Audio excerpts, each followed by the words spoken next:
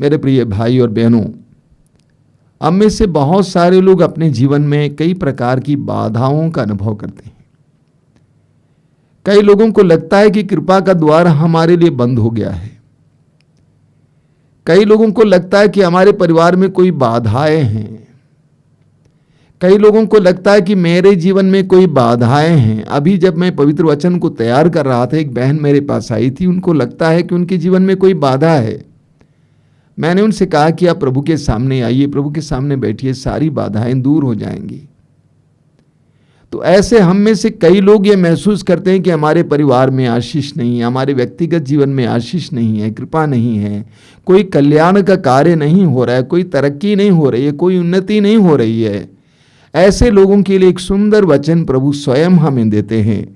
वो दूसरा इतिहास ग्रंथ अध्याय 7 वाक्य 14 है। दूसरा इतिहास ग्रंथ अध्याय 7 वाक्य 14 में प्रभु कहते हैं, तब यदि मेरी अपनी प्रजा विनय पूर्वक प्रार्थना करेगी, मेरे दर्शन चाहेगी और अपना कुमार्ग छोड़ देगी, तो मैं स्वर्ग से उसकी सुनूंगा, उसके पाप क्षमा करूंगा, उसके देश का कल्याण करूंगा। एक बार और मैं पढ़ता हूं, वचन में लिखा हुआ है, तब यदि मेरी अपनी प्रजा विनय पूर्वक प्रार्थना करेगी, मेरे दर्शन चाहेगी और अपना कुमार्ग छोड़ देगी, तो मैं स्वर्ग से उसकी सुनूंगा, उसके पाप क्षमा करूंगा और उसके देश का कल्याण करूंगा, परिवार का कल्याण करूंगा। प्रभु कहते हैं कि हमारी परिस्थितियों को बदलने के लिए 3 बातें बताई जाती हैं, 3 बातों का उपाय दे रहे हैं। पहली बात प्रभु कहते हैं विनय पूर्वक प्रार्थना करना। विनय पूर्ण प्रार्थना में बहुत बड़ी शक्ति होती है। हम पढ़ेंगे स्तोत्र 51 उसके वाक्य 19 में लिखा हुआ है, हे प्रभु तू पश्चातापी दीनहीन हृदय का तिरस्कार नहीं कर सकता। हे प्रभु तू पश्चातापी दीनहीन हृदय का तिरस्कार नहीं कर सकता। देखिए शब्दों का ख्याल कीजिए, पश्चातापी दीनहीन हृदय का तिरस्कार नहीं कर सकता। हम पढ़ेंगे लूकस के सुसमाचार के अध्याय 18, वहां पर प्रभु यीशु एक सुंदर दृष्टांत सुनाते हैं। 2 व्यक्ति प्रार्थना करने के लिए मंदिर गए। एक था फरीसी, धर्म का ज्ञाता, नियमों का ज्ञाता। सीना तानकर प्रभु के सामने खड़ा होकर उसने कहा कि प्रभु मैं उपवास करता हूं, मैं दान देता हूं। और एक नाकेदार प्रार्थना के लिए खड़ा था, उसको दिखाते हुए कहा कि इसकी तरह मैं अन्यायी नहीं हूं। लेकिन वो नाकेदार चुंगी लेने वाला, जो समाज में पापी ठहराया जाता था, प्रभु के सामने अपने सिर को उठा नहीं पाता है, सिर को झुकाकर अपनी छाती को पीट पीट कर बोलते जा रहा था, हे ईश्वर मुझ पापी पर दया कर। प्रभु यीशु कहते हैं उसकी प्रार्थना सुनी गई, उसे मुक्ति मिली, उसकी प्रार्थना सुनी गई। बाइबल में हमें, सुसमाचारों में हमें बहुत सारे ऐसे प्रसंग मिलते हैं। मत्ती के सुसमाचार के अध्याय 15 में हम उस कानानी स्त्री के बारे में पढ़ते हैं जो प्रभु यीशु के पीछे आती हुई कह रही थी, हे यीशु हम मुझ पर दया कर। देखिए कितनी सुंदर प्रार्थना है, हे यीशु मुझ पर दया कर। मत्ती के सुसमाचार के अध्याय 14 में हम पढ़ते हैं कि पेतरुस पानी में डूब रहा था। उस समय उसने प्रभु को पुकारा और कहा कि प्रभु मुझे बचाइए। विनयपूर्ण प्रार्थना। लूकास के सुसमाचार के अध्याय 18 में हम देखते हैं उस अंधे के बारे में पढ़ते हैं जो भिखारी था, सड़क के किनारे बैठा हुआ था। यरीको नगर से प्रभु गुजर रहे थे। उस भिखारी ने जब पता चला कि यीशु नाज़री जा रहे हैं, पुकार कर कहा कि यीशु दाऊद के पुत्र मुझ पर दया कर। हे यीशु दाऊद के पुत्र मुझ पर दया कर। विनयपूर्ण प्रार्थना। लूकास के सुसमाचार के अध्याय 17 में आप पढ़ेंगे कि प्रभु यीशु एक मार्ग से गुजर रहे थे और वहां पर 10 कोढ़ी आए। दूर खड़े होकर उन्होंने पुकार कर कहा, हे यीशु गुरुवर हम पर दया कीजिए। हे यीशु गुरुवर हम पर दया कीजिए। विनयपूर्ण प्रार्थना में बहुत बड़ी शक्ति है। प्रवक्ता ग्रंथ के अध्याय 35 में हम पढ़ते हैं, उसके वाक्य 17 से 19 तक। वहां पे क्या लिखा हुआ है? वह विनय करने वाले अनाथ अथवा अपना दुखड़ा रोने वाली विधवा का तिरस्कार नहीं करता। वह विनय करने वाले अनाथ अथवा अपना दुखड़ा रोने वाली विधवा का तिरस्कार नहीं करता। उसके आंसू उसके चेहरे पर झरते हैं और उसकी अत्याचारी पर अभियोग लगाती है। वचन में लिखा हुआ आगे, उसके आंसू उसके चेहरे से स्वर्ग तक चढ़ते हैं। किसके आंसू? विनय करने वाले के आंसू। दुखड़ा रोने वाले और विनय करने वाले के आंसू उसके चेहरे से स्वर्ग तक चढ़ते हैं, प्रभु के अनुग्रह के सिंहासन तक चढ़ते हैं। बहुत सुंदर वचन है। विनय पूर्ण प्रार्थना में शक्ति है। आपने बार बार सुना है, फिलिपियों के पत्र के अध्याय 4 वाक्य 6 में वचन कहता है, पौलुस कहते हैं, किसी बात की चिंता ना करें, हर जरूरत में प्रार्थना करें, विनय तथा धन्यवाद के साथ प्रभु के सामने अपने निवेदन रखें। पौलुस कहते हैं, विनय तथा धन्यवाद के साथ प्रभु के सामने अपने निवेदन रखें। विनय पूर्ण प्रार्थना में बहुत बड़ी शक्ति होती है। मैं कई लोगों से कहता हूं कि आपको घुटनों पर आना होगा, आपको प्रभु के सामने झुकना होगा, आपको प्रभु के सामने अपने आप को झुकाना होगा। विनय पूर्ण प्रार्थना में बहुत बड़ी शक्ति होती है। अभी अभी आपने सुना कि उसके आंसू उसके चेहरे से स्वर्ग तक चढ़ते हैं। तो प्रभु कहते हैं कि मैं उस देश का कल्याण करूंगा, लेकिन सबसे पहले लोग, मेरी प्रजा विनय पूर्ण प्रार्थना करें। दूसरी बात प्रभु कहते हैं, यदि वो मेरे दर्शन चाहेगी, यदि वो मेरे दर्शन चाहेगी। हमें प्रभु के दर्शन चाहना होगा। हम अपने जीवन में क्या क्या नहीं मांगते हैं प्रभु से।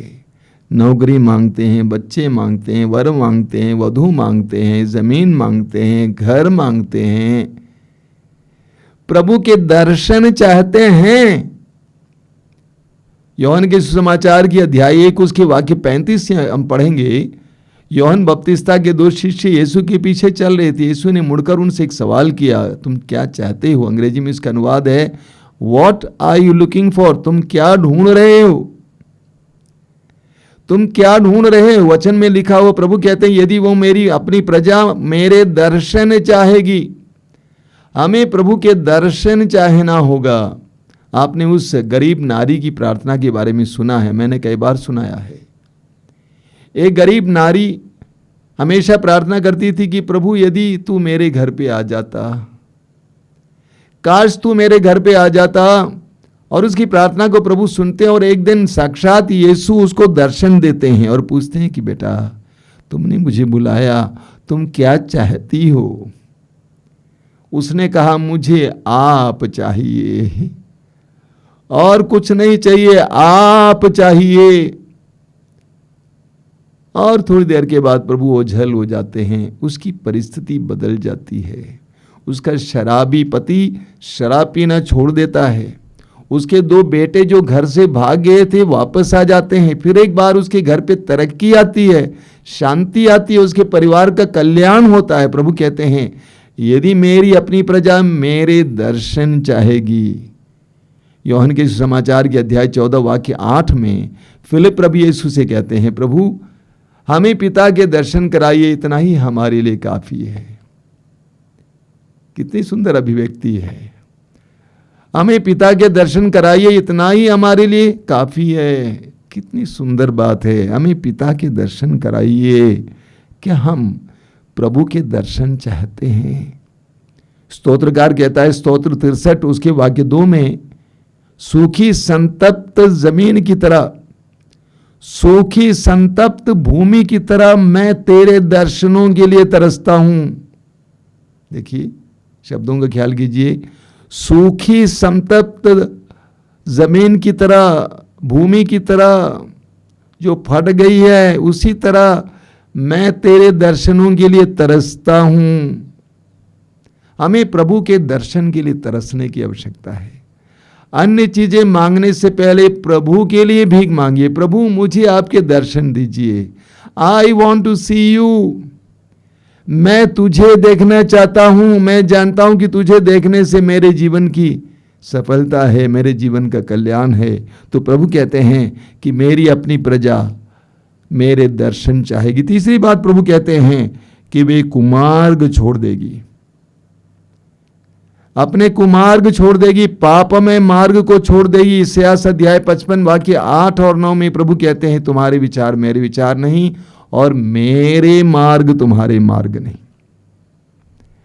तुम्हारे विचार मेरे विचार नहीं और मेरे मार्ग तुम्हारे मार्ग नहीं है। तुम्हारे मार्ग तो भिन्न है बेटे, तुम तो गलत मार्ग पे चले गए हो और वहां पे तुम आशीष चाहते हो, कल्याण चाहते हो, तुम्हें वो कुमार्ग छोड़ देना होगा। लूकास अध्याय 15 के उस उड़ाऊ पुत्र के लिए एक ही उपाय था, अपने मार्ग को छोड़ देना और अपने पिता के भवन की ओर जाना, दूसरा कोई उपाय नहीं था। उसने अपना कुमार्ग छोड़ दिया, पिता ने उसको आलिंगन किया, गले से लगाए, अपनाए, उसने जितना कुछ गंवाया था सब कुछ वापस दिलाया। इसायाह नबी अध्याय 55 उसके वाक्य 7 में प्रभु कहते हैं, इसायाह अध्याय 55 के वाक्य 7 में बहुत सुंदर वचन है। प्रभु कहते हैं पापी अपना मार्ग छोड़ दे, पापी अपना मार्ग छोड़ दें और दुष्ट अपने बुरे विचार त्याग दें। वह प्रभु के पास लौट आए और वह उस पर दया करेगा, क्योंकि हमारा ईश्वर दया सागर है। पापी अपना मार्ग छोड़ दें। कई लोग अपने मार्ग को छोड़ने को तैयार नहीं है। वे जिस मार्ग पर चलते हैं उसी मार्ग पे चलना चाहते हैं और वे चाहते हैं कि प्रभु उनको आशीर्वाद दे, उनके परिवार का कल्याण करे। सॉरी, संभव नहीं है। प्रभु कहते हैं तुम्हें अपने कुमार्ग को छोड़ देना होगा। तो प्रभु क्या करेंगे? प्रभु 3 बातें बताते हैं। सबसे पहले, मैं उनकी प्रार्थना तब सुनूंगा। जब वे विनयपूर्वक प्रार्थना करेंगे, मेरे दर्शन चाहेंगे और अपने कुमार्ग को छोड़ देंगे, तो मैं उनकी प्रार्थना सुनूंगा, उनको क्षमा करूंगा, उनके सारे पापों से क्षमा करूंगा और उसके देश का कल्याण करूंगा, उस परिवार का कल्याण करूंगा। प्रभु सत्य प्रतिज्ञ है, अपने वचन को बदलते नहीं है। हमारे जीवन में भी प्रभु इसी तरह करना चाहते हैं। क्या कोई बाप चाहता है कि उसका बेटा गंदगी में रहे, बुराई में रहे, परेशानी में रहे? हर बाप चाहता है कि उसका बेटा अच्छी परिस्थिति में हो। प्रभु यीशु स्वयं कहते हैं मत्ती अध्याय 7 वाक्य 11 में, बुरे होने पर भी तुम अपने बच्चों को सहज ही अच्छी चीजें देते हो, तो तुम्हारा पिता तुम्हें अच्छी चीजें क्यों नहीं देगा? बुरे होने पर भी तुम अपने बच्चों को सहज ही अच्छी चीजें देते हो, तो तुम्हारा स्वर्गीय पिता तुम्हें अच्छी चीजें क्यों नहीं देगा। लेकिन उसके लिए प्रभु कहते हैं सबसे पहले तुम विनयपूर्वक प्रार्थना करना सीखो, मेरे दर्शन चाहो और कुमार्ग को छोड़ दो। मैं तुम्हारा कल्याण करूंगा, तुम्हारे परिवार का कल्याण करूंगा, तुम्हारे देश का कल्याण करूंगा। आइए हम प्रार्थना करें, प्रभु से प्रार्थना करेंगे, प्रभु मुझे विनय करना सिखा, मुझे तेरे सामने नम्र बनकर आना सिखा। तूने कहा कि बच्चों को मेरे पास आने दो, मुझे बच्चों की तरह बना, नम्र बना, मेरे घमंड को चूर कर नम्रता पूर्वक अपने निवेदनों को लेकर तेरे पास आने के लिए कृपा दे। उस कनानी स्त्री की तरह मुझे भी ये पुकार कर कहने के लिए कृपा दे कि प्रभु मुझ पर दया कर। उस अंधे भिखारी की तरह मुझे भी ये कहने के लिए कृपा दे, मुझ पर दया कर। उस नाकेदार की तरह तेरे सामने ये प्रार्थना करने के लिए मुझे कृपा दे कि मुझ पर दया कर, मुझे विनम्र बना, विनयपूर्ण बना, तेरे सामने विनयपूर्ण आने के लिए, अपने घुटनों को झुकाने के लिए, अपने सिर को झुकाने के लिए कृपा दे। मुझे तेरे दर्शन को चाहने की कृपा दे। सांसारिक चीजें मैं मांगते रहता हूं, लेकिन तेरे दर्शन के लिए आज तक मैं तरसा नहीं। उस स्तोत्रकार की तरह तेरे दर्शन के लिए तरसने की कृपा दीजिए। मुझे तेरे दर्शनों के लिए तरसने की कृपा दीजिए। मुझे अपने कुमार्ग को छोड़ने की कृपा दीजिए। मैं उस बुराई के मार्ग पर चलते हुए तेरी आशीष चाहता हूं, लेकिन उस मार्ग को छोड़ने और तेरे मार्ग पर आने के लिए कृपा दीजिए। उड़ाऊ पुत्र की तरह सुअरों को छोड़कर, उस देश को छोड़कर अपने स्वदेश और अपने पिता के भवन में वापस आने के लिए कृपा दीजिए। प्रभु मैं अपने परिवार को और अपने आप को तेरे हाथों में समर्पित करता हूं, तेरे कल्याण के लिए भीख मांगता हूं। मुझे नम्र बनाइए, मुझ पर दया कीजिए, मेरे पापों को क्षमा कीजिए, मेरी प्रार्थना सुनिए प्रभु। मेरे जीवन का और मेरे परिवार का और मेरे देश का कल्याण कीजिए यीशु। प्रार्थना कीजिए समय मेरे भाई और बहनों। प्रभु यीशु मैं प्रार्थना करता हूं इस समय इन वचनों को सुनने वाले एक एक भाई बहन को इस समय विनम्रता का वरदान दीजिए, तेरे सामने विनम्र होकर आने की कृपा दीजिए, बच्चों जैसे आने की कृपा दीजिए, तेरे दर्शन चाहने की कृपा दीजिए, अपनी बुराई के मार्ग को छोड़ने की कृपा दीजिए। प्रभु मैं विश्वास करता हूं कि तू मेरी प्रार्थना सुन रहा है। तेरी स्तुति, तेरी आराधना, तेरी महिमा हो।